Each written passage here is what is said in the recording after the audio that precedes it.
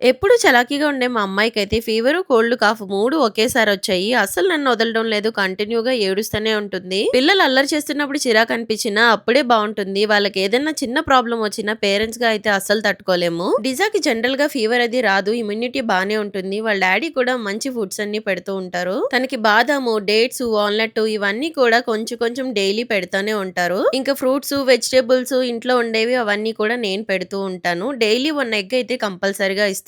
ఇప్పుడైతే ఫుడ్ తినడానికైతే చాలా ఇబ్బంది పడుతుంది. అస్సలు తినట్లేదనమాట. మార్నింగ్ నుంచి బ్రేక్‌ఫాస్ట్ ఒక ఎగ్ తినేసి ఉండిపోయింది. కొంతమంది అయితే నన్ను అడుగుతున్నారు పాప చాలా సన్నంగా అయిపోయిందని చెప్పేసి. పిల్లలు చిన్నప్పుడు బొద్దుగా ఉన్నా ఎదిగే కొద్దీ చేంజ్ అయితే అవుతూ ఉంటారు కదా! పాప అయితే తన ఏజ్‌కి తగ్గట్టు వెయిట్ అయితే కరెక్ట్‌గా ఉంది. తనకైతే ఎటువంటి జంక్ ఫుడ్, షుగరు అలాంటివైతే పెట్టము. మేము తను యాక్టివ్‌గా, హెల్తీగా ఉందా లేదా అన్నది మాత్రమే చూస్తాము. ఇంకా ఫీవర్ తగ్గిన 2 డేస్ తర్వాత వాళ్ళ అన్నయ్యతో కలిపి హ్యాపీగా డాన్స్ అయితే చేస్తుంది. రోజు నైట్ మా ఇంట్లో షెడ్యూల్ ఇదే అనమాట.